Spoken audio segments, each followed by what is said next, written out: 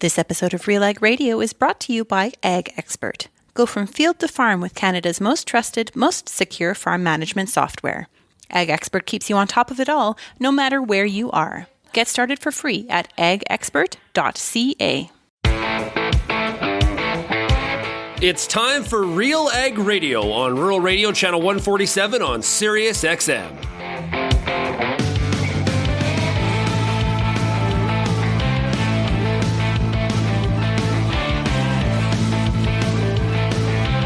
RealAg Radio and RealAgriculture.com is your home for insight and analysis of the issues that are impacting your farm business. Let's get real and get connected with RealAg Radio.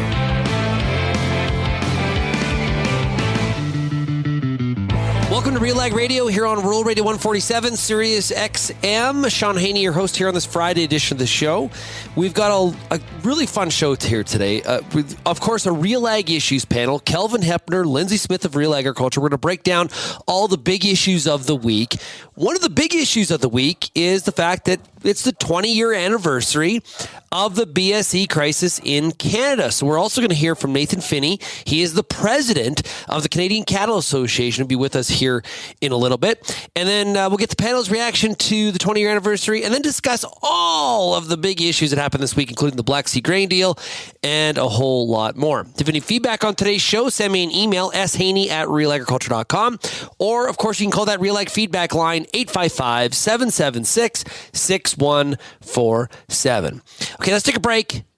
Quick opening segment, but we got to take a break, and then we'll get into the conversation with Nathan Phinney when we come back. You're listening to RealAg Radio, Rural Radio 147. Boron is an essential micronutrient for plant growth, and without boron, your crops can't absorb the macronutrients they need for higher yields. Although borates occur naturally, boron deficiency is a common soil problem. Whether in direct soil application, through fertigation, or as a foliar spray, U.S. Borax has the right refined product for your crops. U.S. Borax products are specifically formulated to combine with other fertilizers, lowering your application costs. Learn more at borax.com/ag. How's your seed quality? What should you treat with? What about herbicide carryover and environmental concerns? Spring is here, and you've got a lot of things to think about in regards to your pulse crop. The Pulse School on Real Agriculture has information and advice for all these questions and more to help you navigate this season. Brought to you by BASF. Pulse School episodes are available at pulseschool.com, realagriculture.com, or as a podcast on your favorite streaming service. Download the latest episode today.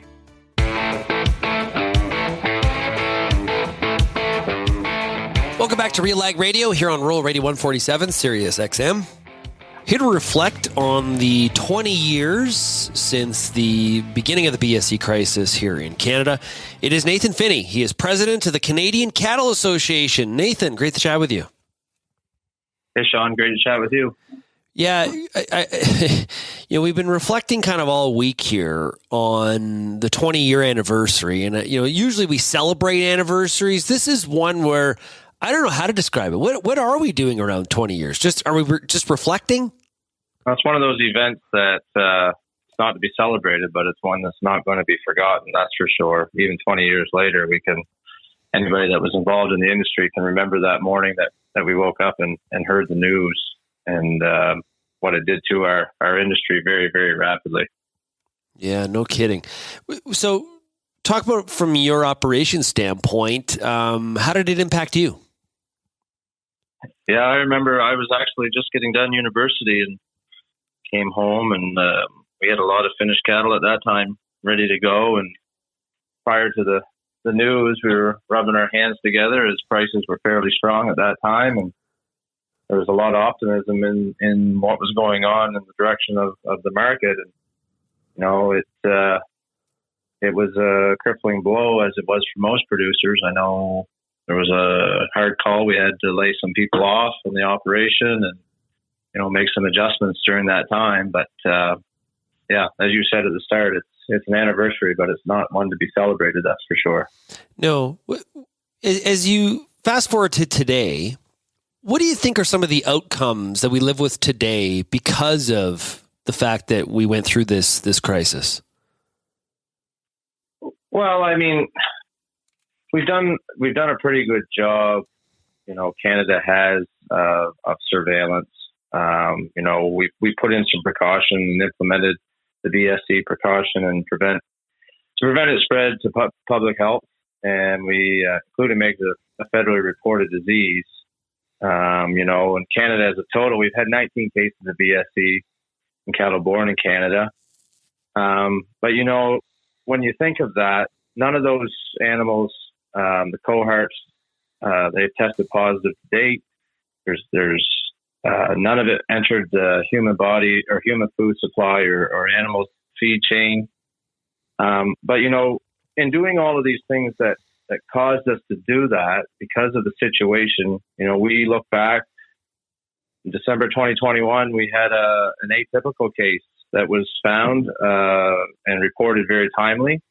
And it just demonstrates the successful surveillance that the network in Canada has. So, as critical as the situation was, it forced our industry and made our industry to do better at surveillance on diseases like this. So in the long game, we're more prepared. We can track better. We can report quicker. I think we have a world-class food system here that does all the surveillance that's needed to have confidence in our product. Yeah, and you mentioned surveillance, and I also think of traceability and how having traceability really allowed us to, leverage it to try to open that border as quickly as we possibly could.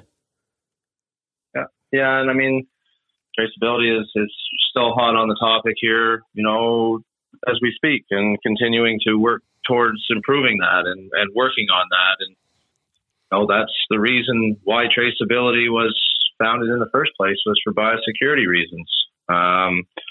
So, there's always, like everything, there's always more and more work to be done. There's a cost associated with a lot of that, but it has strengthened our industry and has made our industry, throughout the globe seen as a model that should be replicated. And I hope that our governments see that. I know our producers sort of stand behind that. And one of the things also to come out of it was, and I don't know how you have a risk management program to fend off the risks associated with a total border closure for the length of time that we faced. But, I was talking to Ann Wasco from the Gateway Livestock Exchange here this week, and, she mentioned like the livestock price insurance program that has its roots based on reaction to that time of the BSE crisis. So like that to me is also an example of a positive that came from this real hardship. Yeah. Yeah. And that's a program that is very reactive to a situation, when something like this happens, and can help the producer, very, very quickly, with need be. We are trying to expand that across the country, so it is a national program outside the walls of Manitoba to BC and all points in between. But you're exactly right. These risk managements are supposed to help with situations like this, and that's a prime example of one that does, and one that we try to continue to improve on. But it's a tool in the toolbox that can certainly help. The other thing that is one of the impacts too that we've talked about this week is how we lost a lot of beef producers. People, sold off their herd at this due to some of the economic hardship, trying to pay some bills and things like that, understandably so. We haven't brought those people back. And our cow herd numbers continue. I think the number's like 25% lower than right before the BSE crisis in 2003. We're still struggling to rebuild that herd and attract more people into this industry. Well, I think we've hit a point right now too where demand globally has gone to a point that we've never seen before, and the markets are especially driving that. There was some rough patches in between BSE to where we are today. We've had some up times and down times. We've missed a couple growth cycles for other reasons. It doesn't necessarily have to be a biosecurity reason or disease. I mean, we've had droughts and so on and so forth that also can play impacts on herd expansion or not. So, we have to look at it at a wider view, that it's not just one thing that has caused it. But with what we're seeing in our demand and where our supply chain is, especially, in the North American market, it signals some growth. And we're hoping, this is something that's going to take place in the next few years, and this trend continues to stay. I know, I did an interview not that long ago where I said that's one of my goals, is to try to see what we can do to expand this industry. And if we lose critical mass, then you start losing your infrastructure. So I think we've basically flatlined it, and hopefully we can get that curve going in the right direction and see some growth here. Nathan, thanks so much for joining us here today. Really appreciate it. Great thoughts, and we'll chat with you again soon. No problem, Shaun. Anytime. Thanks for having me. When we come back on RealAg Radio, we'll bring in the RealAg Issues Panel, get their reaction to the 20-year anniversary of the BSE crisis in Canada, and we'll also talk about some of the special features that we have coming this weekend and a whole lot more topics as well. You're listening to RealAg Radio.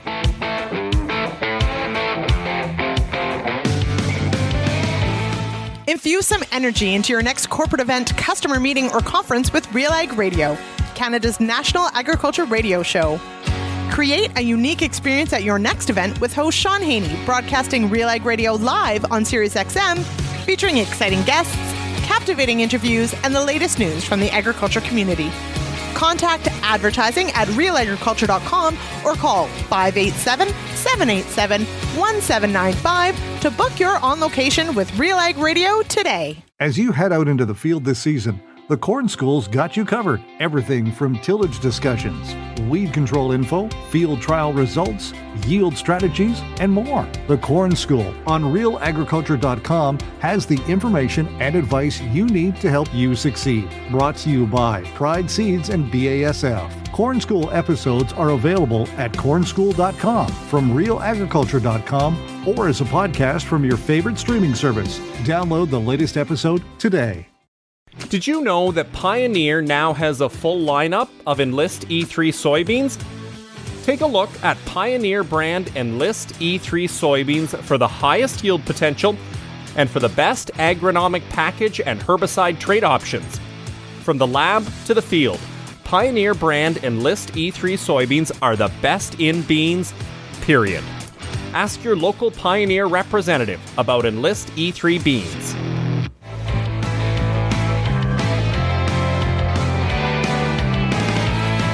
Welcome back to RealAg Radio here on this Friday. This segment's brought to you by Granubor from US Borax. Ask for it by name. Go to borax.com. Let's bring in today's panel. Up first is Kelvin Heppner coming out of Altona, Manitoba. Kelvin, how are you doing?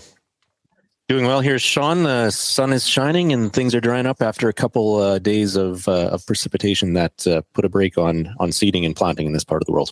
How are farmers in Manitoba in general feeling about the conditions right now as we head into the back half of May here? I think most we're behind the long-term average in terms of seeding progress, but ahead of last year. Last year was really late and we still had a decent crop. So I think people are feeling okay with where we're at right now. It is behind where we would normally be, like on the 5 or 10 year average, but still probably 10 days ahead of last year in many cases.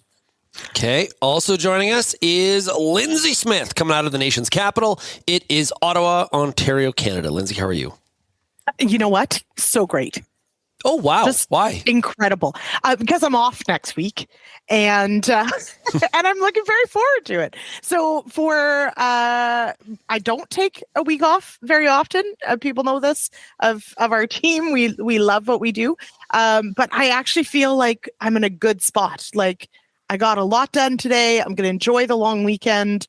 And of course I'll be off of RealAg next week, but it's to go farming. So we're lambing and I'm looking forward to it. We have way too many triplets. If anybody wants to end up with lots of triplets, you should graze cover crops late into the fall, because holy smokes, we have multiples like crazy. If anybody wants a bottle lamb, come get one. And if you're looking for Shaun next week, he is buried under a big pile of work. Weird, right? Anyway, sorry about your lack. Yeah. Anyway, oh well. It'll be all good. I hope you had a good week off for sure. More than well deserved. So, hey, now all week. So I don't want to promo this too much, but I'm just so excited. Tomorrow in our newsletters that come out on Saturday, we call the Weekend Insight. And because it's the 20-year anniversary of BSE, and by the way, shout out to the producers that participated in the Farmer Rapid Fire yesterday, Ken Schaus, Tim Alexkin, and Leighton Kolk. Fabulous job sharing their perspectives. Great, just absolutely awesome. We've gotten so much feedback this week on that show yesterday, and just in general, people sharing kind of what they went through, the stories. Everybody remembers where they were on that day. So in the email tomorrow, we're putting it all together. And tomorrow's like all about BSE, BSE reflections. So encourage you to check that out. We just heard from the president of the CCA on the show. We also have an interview with Dennis Laycraft, executive vice president. He was on the ground, like he was in the middle of all of this and trying to find a solution for Canada. And Wasco, Lyndsey did an interview with Kelly Daynard. So there is so much stuff. Really encourage you to check it out here on RealAgriculture.com over the weekend. I guess I'll ask you, neither of you are in the beef industry, but obviously heavily involved in ag media. What's your memory, Kelvin?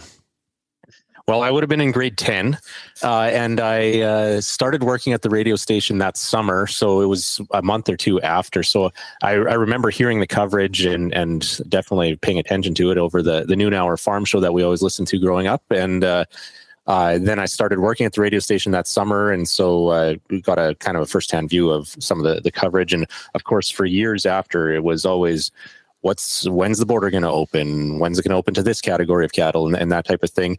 And then it was actually what year would it have been?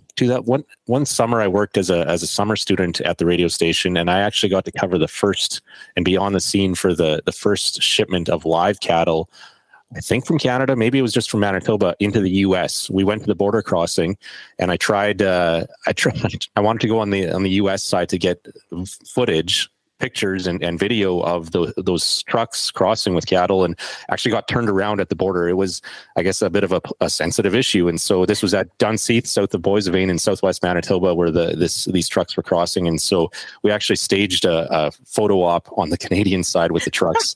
And a bunch of cattle industry leaders, the group leaders were on location there too for it, and other media, mainstream media were there. So yeah, I wasn't there on day one back in May 2003 in terms of covering it, but definitely followed it in the years after. Lyndsey, how about you? That is a phenomenal story. I don't know if I can even come back with anything better, but I'm guessing that would have been 05, Kelvin, maybe? Anyway, yeah, somewhere in there. So I've shared before that, so I was in ag media. I was in my first role in Winnipeg at Issues Inc., and the news of the finding came across the fax machine.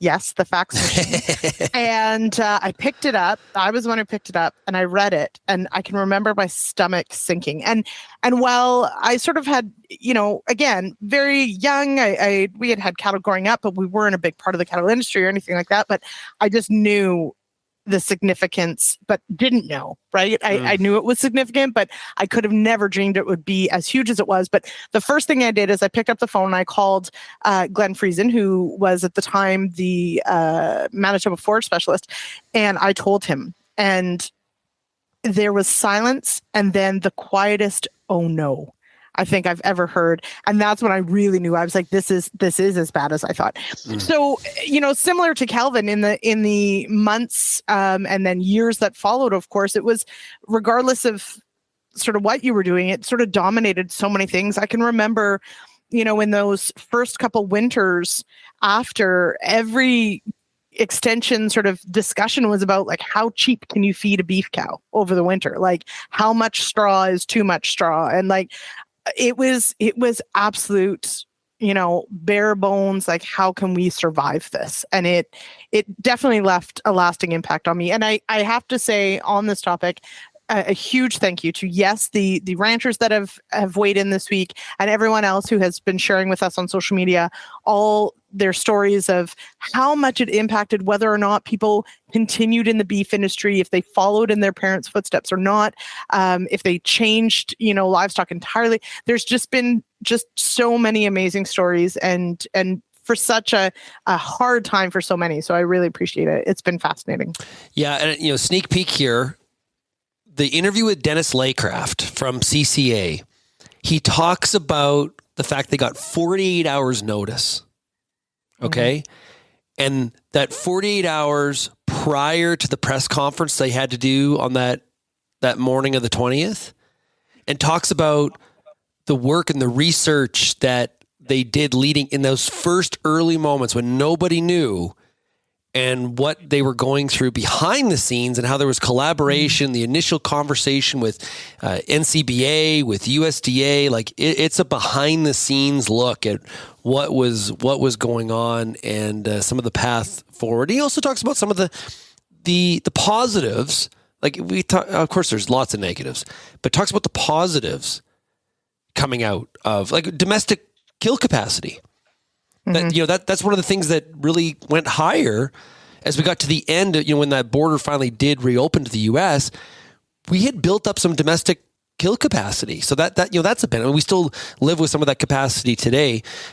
Two major plants, High River and Brooks, of course, a big part of the focus. Okay, that's great. So everybody check that out over the weekend, realagriculture.com. Subscribe to the newsletter, realagriculture.com/subscribe. Let's move on to some other topics. Kelvin, we got a report from the Parliamentary Budget Office in regards to the clean fuel regulation and the cost to Canadians. The Conservative Party making a pretty big deal about this.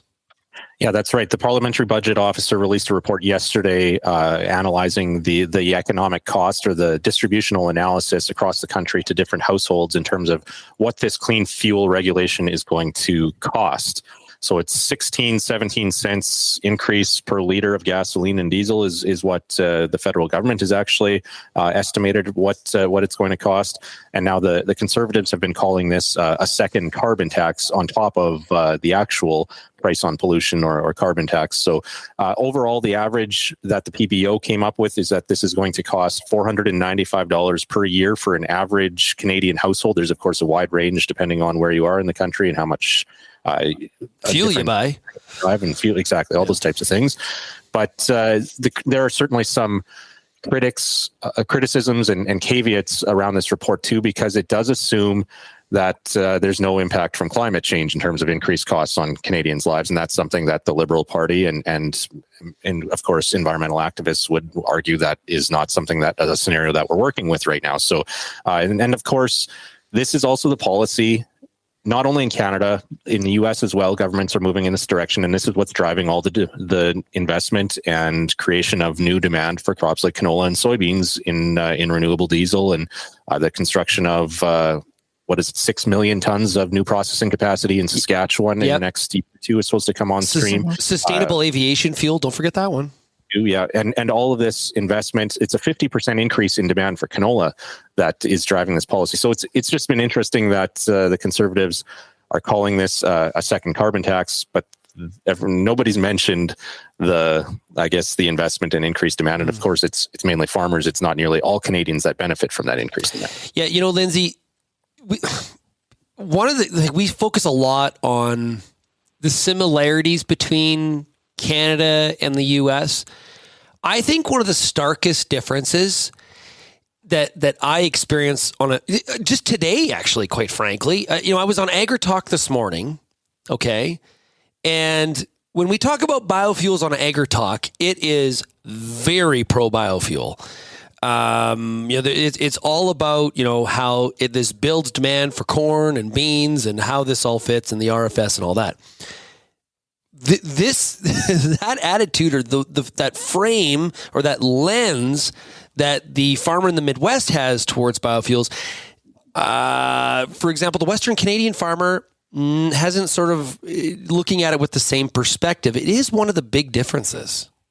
Well, and you know what? I kind of get stuck on this one as well, because as Kelvin has pointed out, realistically, there's the potential for increased demand, support for prices, like a lot of really good things for largely Western Canadian markets, right? We're talking canola, perhaps some for the East as well. But really, I'm having a hard time sort of lining up,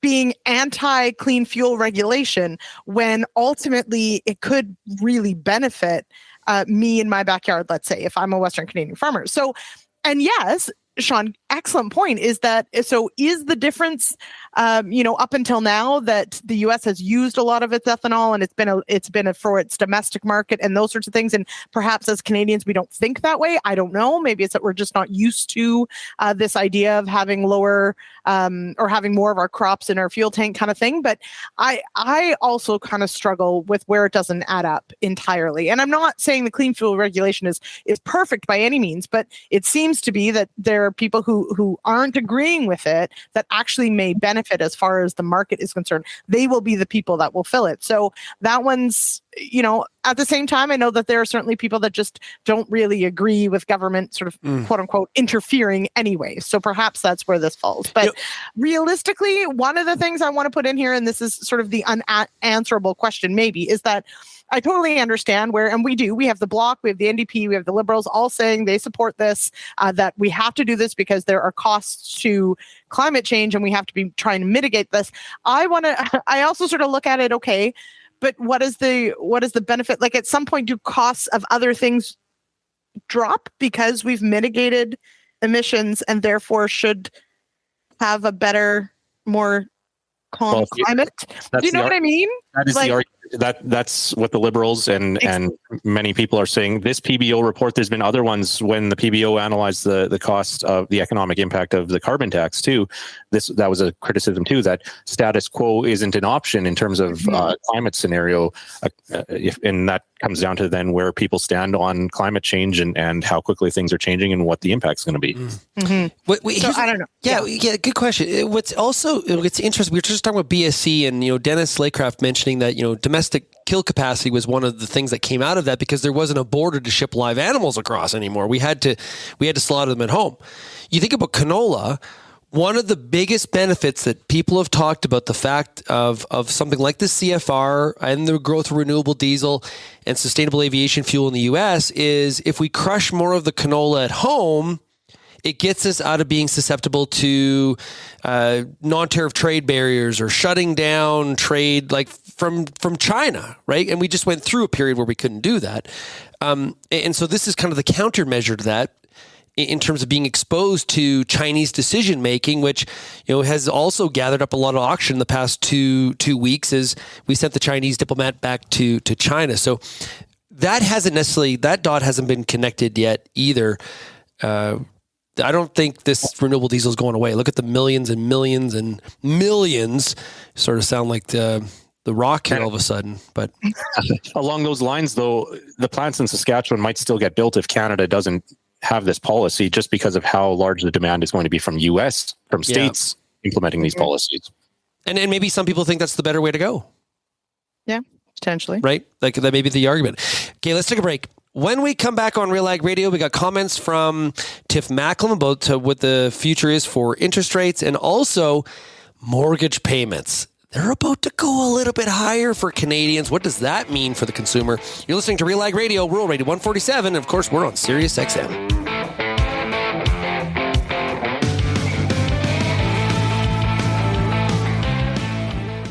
Want to get the best out of your soybean crops? Whether you've been growing them for a generation or are just starting into soybeans, find what you need to know at soybeanschool.com. You'll see videos on growing tips, pest control, and much more from specialists across the region, all in one place. Easy for you to access from your desktop, tablet, or mobile phone. Maximize your yields by staying up to date with the Soybean School, presented by BASF, Pride Seeds, and Syngenta Canada. If you're involved in the agriculture industry, it's important to stay informed on all the latest issues affecting your business. At RealAgriculture.com, we offer fast, reliable news, information, and insights to help you keep on top of all of the latest in Canadian agriculture. Visit RealAgriculture.com and sign up for our free daily newsletter covering everything from news, agronomy, animal agriculture, and much more. Visit RealAgriculture.com/subscribe today.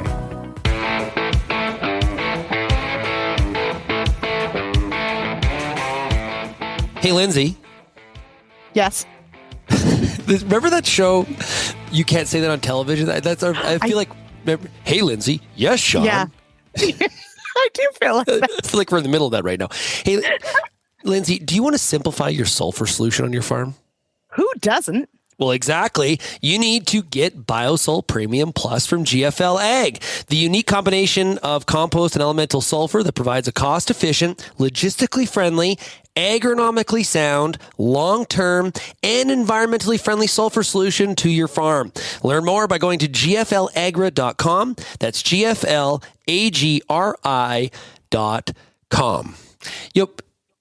People kind of make fun of sometimes, like how I get once in a while a text message. Why do you spell out some of the URLs? It's important. So it is. I will tell you one of the words that most people can't spell. Do you know what it is? What? Agriculture. Do you find we all have agriculture, RealAgriculture, name of the company, and agriculture, of course, is in our email addresses. I don't know how many times people say when you're checking into a hotel, you're maybe ordering something, you're talking to a customer service person, you say, well, what email? And you say, RealAgriculture. And I always make sure I say REAL. And then I assume people can spell agriculture. How do you spell that? Well, and so also we know that within the industry, especially when we say ag, sometimes it sounds like egg. Yeah. And if you're, not thinking clearly and whatever, do you hear egg? And some things are agri with an I, some are just egg. So yeah. Agra? Like agra. Right? Yeah, exactly. Okay. Well, anyway, moving on. Wow. We're covering the really hot topics here. Spell check. So, yeah. Yeah. Imagine what with getting used to AI helping us on everything, how much worse some of these skills are going to get to.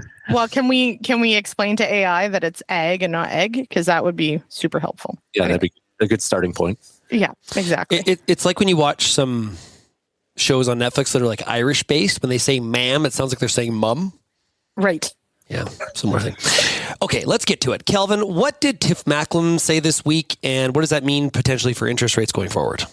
He said a whole lot of things this week as the Bank of Canada released its annual financial system review, it's called. Along with that, of course, we saw StatsCan come out with new CPI information, up 4.4%, inflation up 4.4% in April versus April of last year. And that's actually a slight increase from March when the inflation rate was 4.3%. So take that together with Macklem's comments. And it sure seems like the pendulum is swinging back towards the likelihood of further rate hikes. And we've seen that in the swaps market now, pricing in I believe it's a 20 or 30% chance of a rate hike in June and as high as a 50% chance in July. And we're no longer talking about interest rate cuts before the end of the year. That talk is gone. And so and that's kind of in line with what Macklem said this week, talking about we should be getting used to, as Canadians, we should be getting used to higher interest rates sticking around. The low levels of the past decade are not something we should expect. Yeah, there was a story in the Wall Street Journal this morning about the Fed also seeming a little bit more hawkish as of late too. So now, Lyndsey, some of the impacts here, of course, now this isn't an ag thing. Farmers, of course, are borrowing money, but let's just think about the Canadian consumer in general here for a second. Story in the Globe and Mail that the Bank of Canada estimates mortgage borrowers will see a spike of 20 to 40% in their monthly payments when they renew their loans over the next few years. As someone who had to take out a new mortgage last fall And I think I've related this before, but hang on to your hats, friends. It's not fun. And further to Kelvin's point of, that comment about the rates from the last 10 years and what we're used to. So if you think about somebody, who's perhaps on their maybe second house, they had a starter home, they upgraded once, whatever. Sure, yeah, there's more equity in it potentially. But when you go to renew, and the longer these increased rates hang around, the more likely at least some of your loans may come up for renewal. So if you are going to be sitting down anytime soon, oh my goodness. So, and this is to that point of, if we think that affordability is pinched now because of the increased cost, now take out a huge chunk of your income now going to your mortgage payment. That has a compounding effect on the economy. So the longer these interest rates hang around, the more likely, we're going to see broader impacts of them as loans come due. So I mean, it is related to the agriculture industry as well. Mortgage terms come due as well. We, of course, anyone who's got a line of credit or anything with a floating rate is already feeling that pinch. So it's definitely a concern. And I honestly, honest to goodness, I thought after COVID and with the rise in inflation, I thought we would see a lot of the COVID purchases hitting the market. So I'm talking trailers and ATVs and all the fun stuff that people were spending all their dollars on. I have a feeling that might be next summer. There's going to be a fire sale on a lot of fun things because no one's going to be able to afford them or afford to go anywhere. Yeah, it says here that the bank said that by 2026, nearly all borrowers have to renew their mortgages. This is affecting a lot of people. Kelvin? And that's where Canada, again, pointing out differences between Canada and the U.S. In the U.S., yes. Borrowers usually have lock in their loans for much longer terms, like 30 years. In Canada, you can have a mortgage of 25 years or even longer, but we often can only lock in the terms for 5 years, maybe 10 years. And so that's where I believe there's some data that shows, I haven't looked it up here, but there's some data that shows when the number of renewals peaks and how long they were locked in for. And that's where I think that 2026 timeline comes from in terms of nearly everybody's going to have to, a high percentage will have to renew their mortgages in this higher interest rate era by that point. There's also some new data this week from the Bank of Canada that shows the share of new mortgages, the share of new mortgages with an amortization period longer than 25 years. Last year, it was 41%. Right now, the new mortgage, it's 46%. So it's rapidly climbing the amount of time that people are amortizing their mortgages over. Pretty soon we'll be financing a truck over 10 years. Oh, you can do 8 now. No, you cannot. You can. Really? 7 and 8. Well, so because we just truck has yep. Tripled too in some cases. Like buying that truck twice. Yeah, you kind of are. And so, but this is something I found interesting is that everything is about cash flow, right? Everything is about what does the payment look like biweekly. So if you're not careful, everyone who might be out there shopping, you got to make sure you're looking at how many years they're spreading it over because they'll just spread it over 2 more years and make the payment look better. So yeah, we just went through all this. We have a great dealer, fantastic conversation, but you would not believe, 8 years, they'll do it. Wow. Easy peasy. Meanwhile, the commodity market kind of throwing in a bit of a spin this week. Not good for the wheat markets, by the way, if you're paying attention. Going against all consensus. Okay, this is like Leicester City winning the Premier League a number of years ago. Don't know what that means. Okay, do you want to call us football reference? I don't. Carry on. If Florida wins the Stanley Cup, Kelvin? They might. Senators won the Stanley Cup. Okay. Oh, Kelvin, you monster. I don't think the odds were that low. No. We've got a Black Sea grain deal. We do. Last week we talked about how this was never going to happen. What, Kelvin? Well, yeah, it came together, and I think in a lot of ways this is just Russia trying to negotiate and probably seeing some pricing opportunities and profit-taking potential in influencing world grain prices along the way with the consensus swinging back and forth. And the president of Turkey, who went through his election last weekend, Erdogan announced this week that the deal was renewed, and it happened to be the same day that China canceled corn exports, I believe. Yep, it was the same day, and so grain markets have been have moved lower again this week, and I don't know. Maybe we're in for a bounce here at some point, maybe? I don't know. I don't know. I guess what I'm concerned about is margin compression here on the 23 crop. We ran a poll this week where we asked farmers about, their how much forward pricing they've done. And it's just a fun poll. But, last time I looked, it was like 50% of people hadn't really marketed much of anything, but they've got their costs into the crop. If you look at, and this is old crop price still, I just pulled up July corn. Okay. In the last year, that market's down 23% in the last 52 weeks. I don't know. There's a lot of people talking about concern about the 24 crop and the margins. I think we should be looking a little bit more here on the 23 crop and some of the margin erosion that's taking place here, Lyndsey. Well, and so again, we do a poll every week. It's not necessarily statistically significant per se, but we do appreciate everybody participating. And what I found interesting is you're right, somewhere in that 45-ish% had none to very little priced, but then the next largest category were those that had more than 50%. So it sort of feels like you're either all in or all out. And I'm not sure. I think at this point, those that have a significant amount priced are probably going to be happy that they did. So I think that was probably the right move this year. And I mean, we'll see going forward, but certainly I think you're correct that, you cannot expect, or we couldn't expect the lofty prices to last forever. And, making some of those sales, pricing some of that crop to hang on to some of that margin when you've had to pay the inflated prices for the inputs as well. Pretty important. So Interesting. We'll see how it plays out. Hey, Kelvin, before we take a break here, how real is a trade deal with India?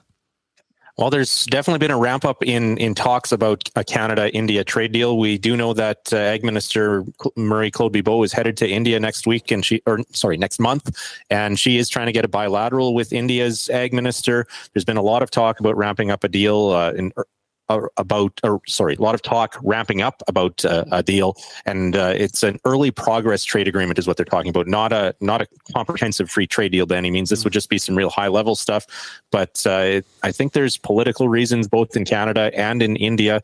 There is an Indian election scheduled for less than a year from now that could potentially be part of this timeline for talks as well. And so Canada, and of course Canada looking to diversify from China in terms of our trade relationship there, and India being such a massive global market as well, would probably be a nice demand scenario for Canadian agricultural exports. Of course, are a big part of what we already sell to India, but other things as well. Exports as well. Yeah, good point. Okay, when we come back on RealAg Radio, we're going to find out what is going on in Ontario. Bill 97. You need to get this on your radar. Lyndsey's been working on this story this week, and she's got some details. When we come back, you're listening to RealAg Radio, Rural Radio 147.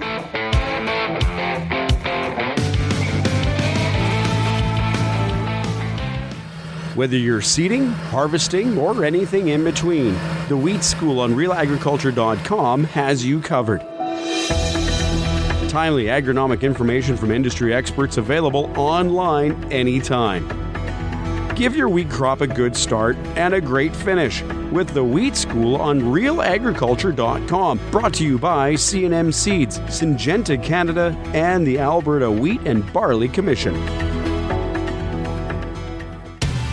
I get to spend every day talking to farmers in the ag industry through RealAgriculture.com and RealAg Radio. But nothing is more fun than speaking to an audience live and in person. If you're planning an ag event, book a Real Agriculture speaker to make it a successful and memorable experience. Email shaney@realagriculture.com and you can book myself or any other RealAg personality to speak at your event. Bring your audience all the fun, insight, and energy of Real Agriculture. Canola is more than just a pretty face in the prairie landscape. It's a big business, both here and around the world, that requires you to be informed and up to date on everything it takes to grow a successful crop. The Canola School on RealAgriculture.com has an expert library of video resources covering markets, agronomy, and more to help you grow a healthy and profitable canola crop. Visit canolaschool.com today. Brought to you by BASF Canada and Invigor Hybrid Canola.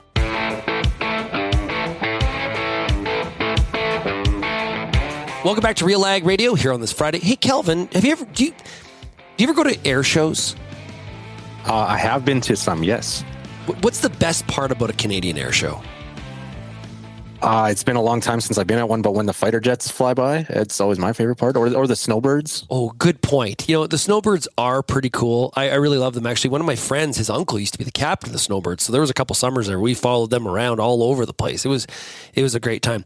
The other great, so the snowbirds are they're headquartered in Moose Jaw, which is has its own tales of there's the spa and some of the tunnels with, I think it's Capone, right? Is that correct?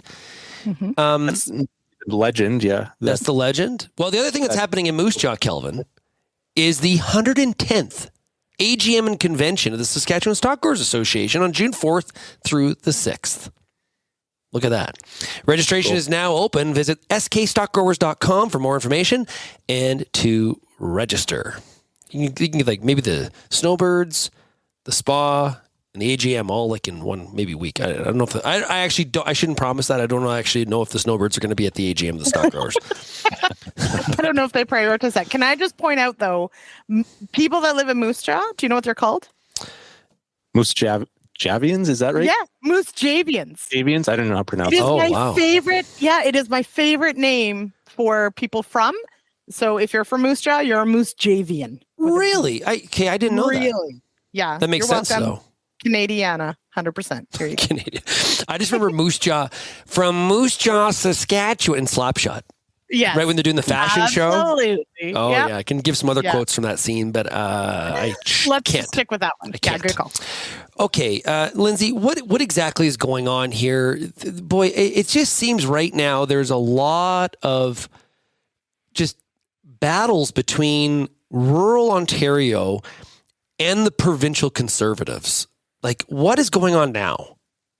So, well, you're sort of right in that it certainly seems to be coming to a head, but we most recently are hearing about, Bill 97, and this came to my attention probably as much as a month ago, and I started to dig into the bill. It is all about housing. So Ontario, the government of Ontario, so Doug Ford's government are super focused. They've promised, I think it's 1.5 million new homes built for Ontario by, 2030, let's say, something like that. Might even be 20, whatever. The key point is they're trying to put all these measures in place to try and get these homes built or promised. And Bill 97 is currently at committee in the province. And in it, in Section 6, which it's very hard to find it, but there is an allowance that will allow up to 3 severances on every farm parcel.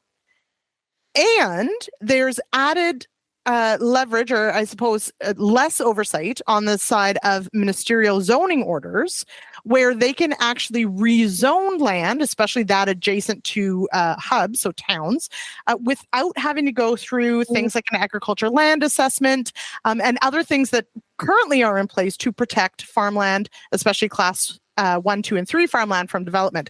So for whatever reason, the province has decided that divvying up a 20-acre farm, 20-acre piece of land with 3 one-acre lots off it or something like that is somehow going to solve the housing crisis. And so the OFA has sort of been the most vocal that are against these changes.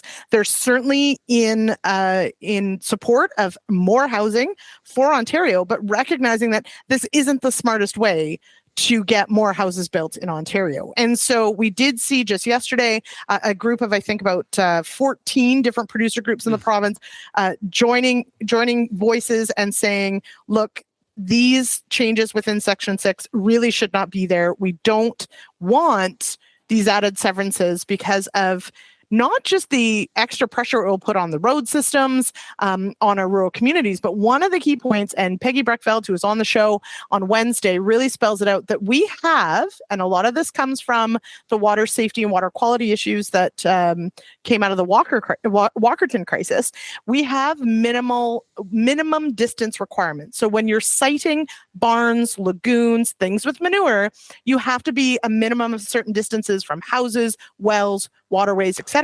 If we start divvying up every 20-acre, every 100-acre piece with a yard and a well, we're not going to be able to build anything anywhere. So it is a giant mess. And so the point really, and we had this conversation on Twitter, like planning, and this is what this is about. This is about planning housing. Planning should solve problems, not create new ones. So there's no reason why we can't be having a conversation about, building, having maybe better allowances for building a granny suite or a second house on an existing piece of property for, say, a second generation or whatever. Let's think strategically like that. But why on earth would we be divvying up? I think you used the term farmland ceviche. Why would we be slicing up farmland into little bitty bits? How is that going to solve more problems than it creates? It's not. Yeah, mess. It's a mess. So the message really from the producer groups, and there's about 14 of them, is basically Ontarians, get in touch with your MPP, tell them you want this changed before this goes into law, and let's protect our farmland. And let's plan for housing in a smart way that doesn't create an absolute disaster in our rural areas. Before we have to wrap up here, there is another thing I want everybody to be aware of. Kelvin, what is ECCC doing with forever chemicals, and how does that impact agriculture potentially? It's just something that came out today. It's been announced today. This is something that's been in the headlines in other countries, US, in Europe, especially in Europe over the last number of years as well. These are chemicals that are in food packaging, cosmetics, in clothing. Firefighting foam has these chemicals in it. And they're showing up in water systems and in soils. And ECCC, Environment Canada, is launching consultations on a plan for reducing and minimizing exposure to these forever chemicals. And this is where things like the use of biosolids, fertilizer products that come from human wastes and those types of scenarios could have these in them. And so they're going to be regulating those and looking at moving regulations in that direction. There's other areas around packaging that could potentially impact agriculture down the road too. I know Lyndsey's followed it a bit on the dairy side of things in terms of some people have been following the exposure to PFAS in these forever chemicals in milks as well. So we'll see where this goes. It's just there was a Friday announcement from Environment Canada. Usually means that they have some major policy to announce, and we're going to dig into this a bit more to figure out what it means. One of the other things that happened this week, and this is not an agricultural topic, but it's I'm wondering if it kind of gains a little bit more traction. Is Lyndsey, did you see that the state of Montana has banned TikTok? Yeah. How useful do you think that is? Can a state ban an app?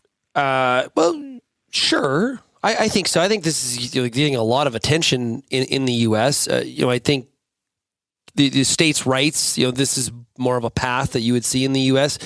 Canada, I guess, could have the conversation nationally. It's a whole thing about national security. Right? I know, but I just to me, I understand that, you can say it, or I just don't know the mechanism. Now, yeah. Right. Like our federal government has said no TikTok on government phones. Right. Right. Right. But that's within a government's purview. It's government property. You can say what goes on there, what doesn't. I'm not sure how a state controls what can be downloaded onto someone's phone. Well, so the issue is, I think the app. What I have heard from several news agencies is that the App Store can't police that. Like they can do it nationally. Like when you get to the U.S. border, it says "Welcome to the." Yeah, exactly. Yeah, they can't do it state to state. So, but so does the U.S. ban TikTok? Because I'm going with I don't think so. Well, a lot of people argue the cat's out of the bag. Yeah, you're gonna have a whole bunch of upset people. But hey, you know what? I guess if it is going to be banned, and this becomes more of a discussion in Canada, maybe it'll be an election issue. It very well could be. Mm-hmm. It's going to require an explanation about how it does threaten national security, if that is kind of real, and people trying to get their head wrapped around that. I don't know, Kelvin. Do you think it'll ever happen in Canada? Potentially, but again, I think it would be nationally or continent-wide if something like this happens. Yeah. And of course, the electorate would have to, there'd be political ramifications, I guess, with certain demographics as well, too. But could happen. We'll see. Okay, everybody, thanks so much for your feedback. We'd love it to keep on coming in. You can send me an email, shaney@realagriculture.com, or call the Real Life feedback line, 855-776-6147. Hey, Kelvin, have yourself a great weekend. Thank you, everyone else as well. You too, Lyndsey. Thank you, I plan to. And I should also say, happy anniversary to my wife, Trish, the most patient person in the world. Happy anniversary. Thanks, everybody, for getting connected with RealAg Radio. And we'll, of course, chat again next week. Have a great long weekend in Canada, everybody. Cheers. Thank you for downloading this episode of RealAg Radio, brought to you by Ag Expert. Go from field to farm with Canada's most trusted, most secure farm management software. Ag Expert keeps you on top of it all, no matter where you are. Get started for free at agexpert.ca.